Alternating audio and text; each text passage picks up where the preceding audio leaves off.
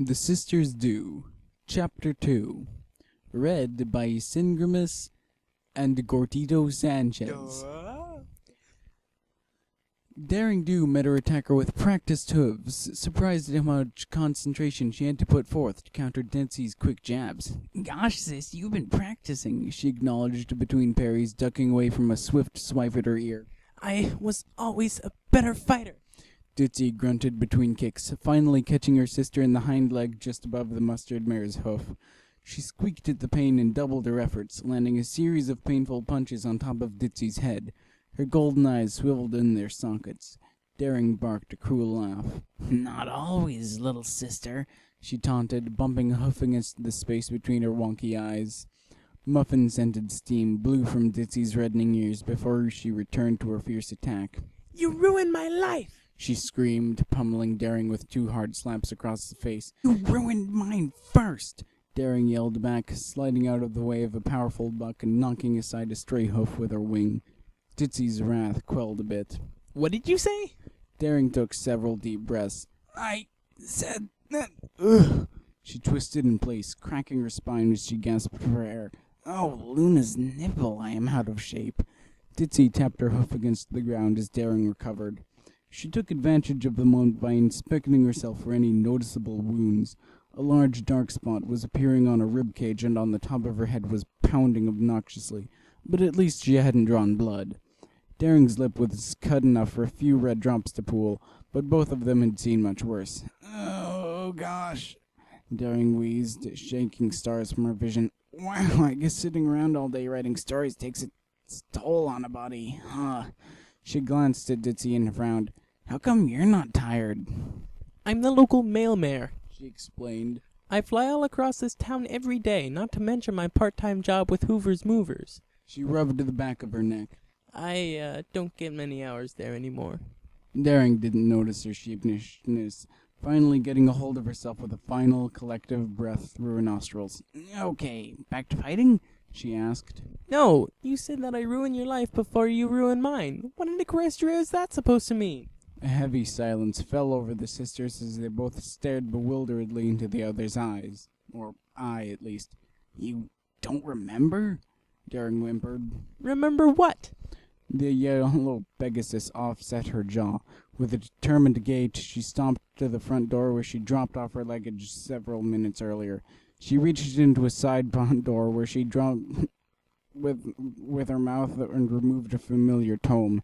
Then she fluttered back to Ditsy and spat the book on the ground before her. "Can you guess what this one's about?" she asked, hammering the cover of Poison Whispered Kiss. Ditsy tried to act innocent, but her furrowing brow betrayed her.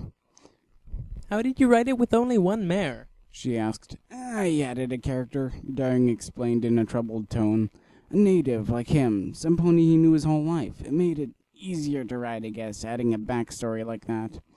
Noticing the tears in Daring's eyes, Ditsy let out a despondent sigh. "Look, Daring, I'm sorry about that, okay? I know you loved him, and honestly, you would have been better for him.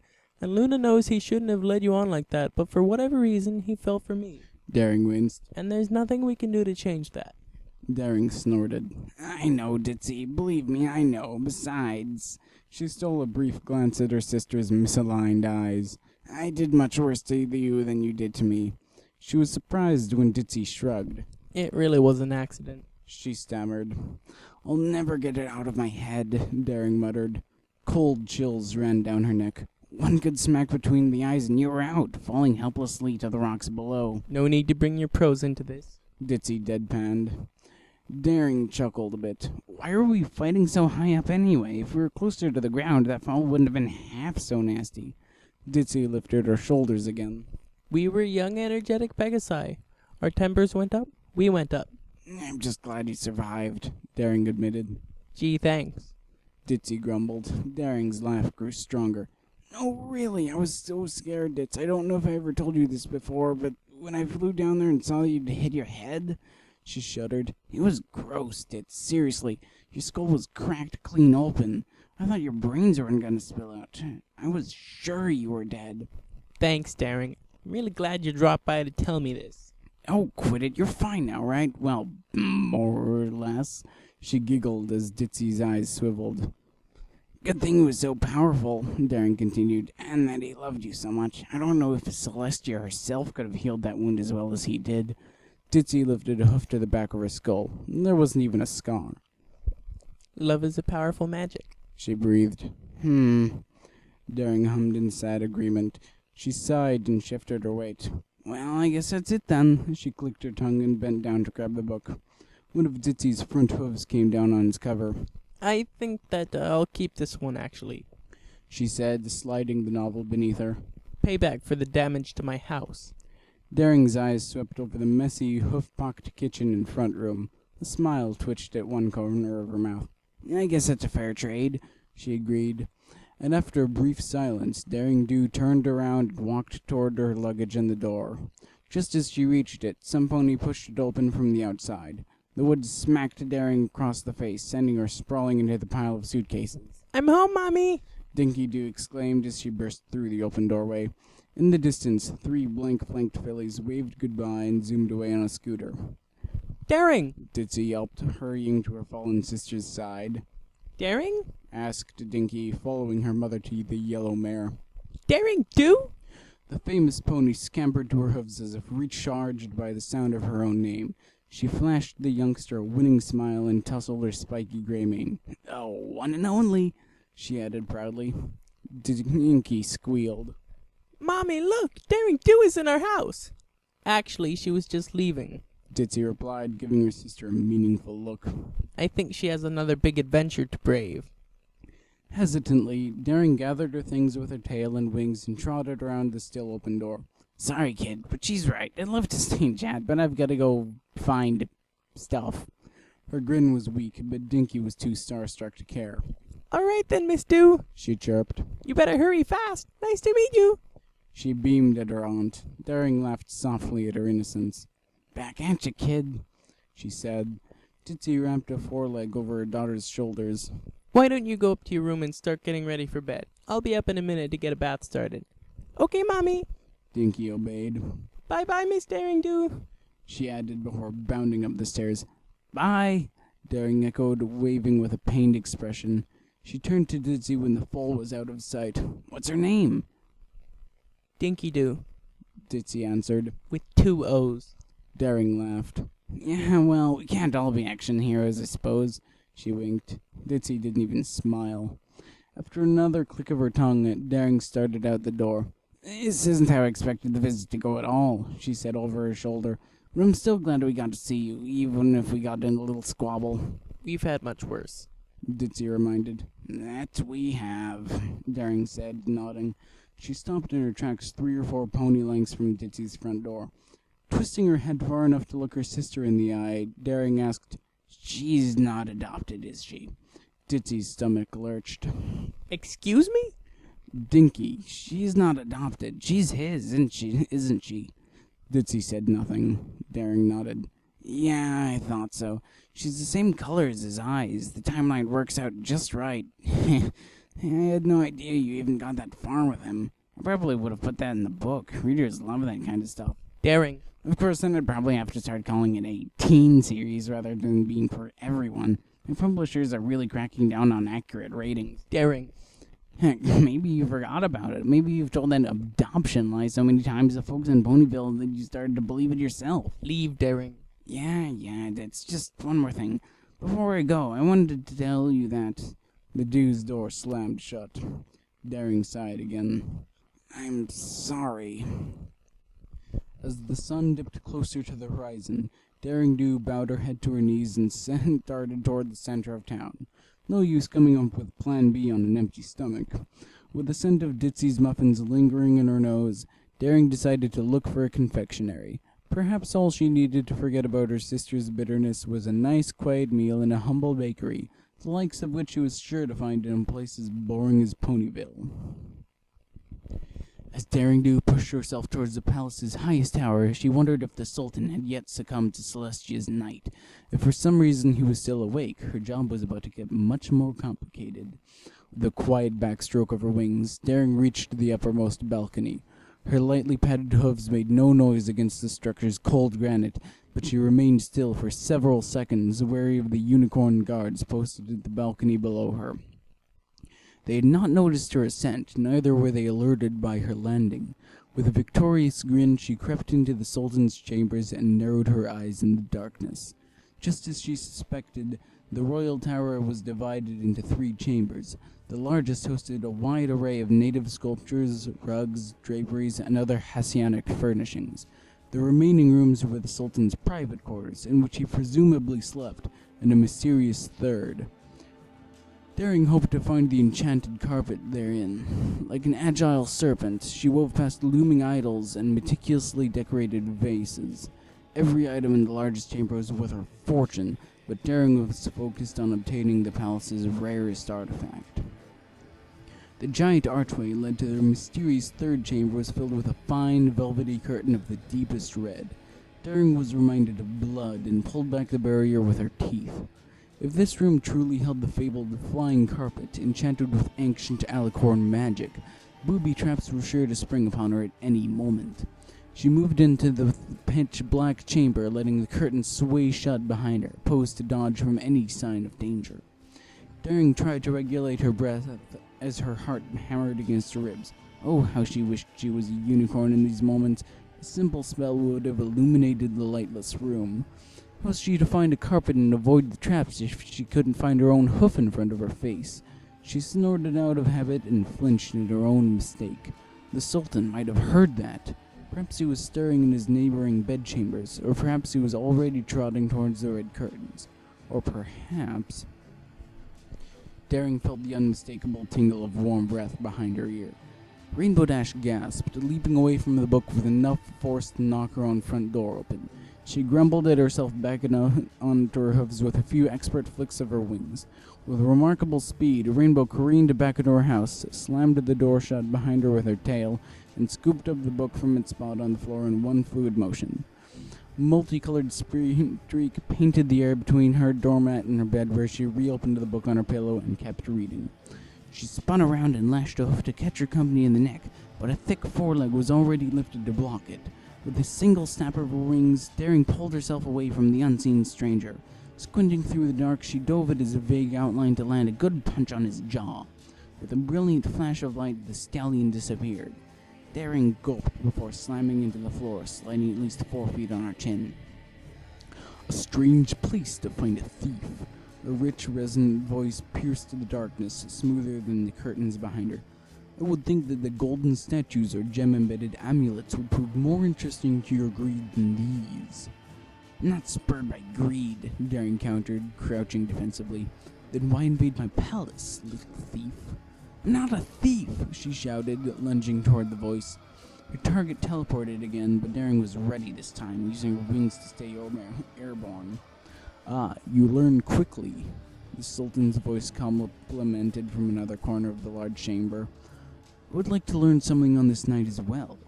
Why did you invade my palace? Daring gritted her teeth. She whipped her head to and fro, searching for the exit, but the velvet curtains allowed passage to no traces of light. She was completely disoriented, a feeling that put her on edge more than she cared to admit. Turn on the light, she bargained, and I'll tell you. There was a brief pause, filled only by the steady flaps of Daring's wings. Very well, agreed the Sultan, and a spark of magic whisked through the air. It collided with a chandelier hung high above their heads, igniting a great many candles at once. The room was filled with warmth and light, but Daring's hope dropped to cold, dark depths. The chamber was devoid of carpets, let alone enchanted ones. Instead, scores of musical instruments lined the walls like art pieces, gleaming with careful polish.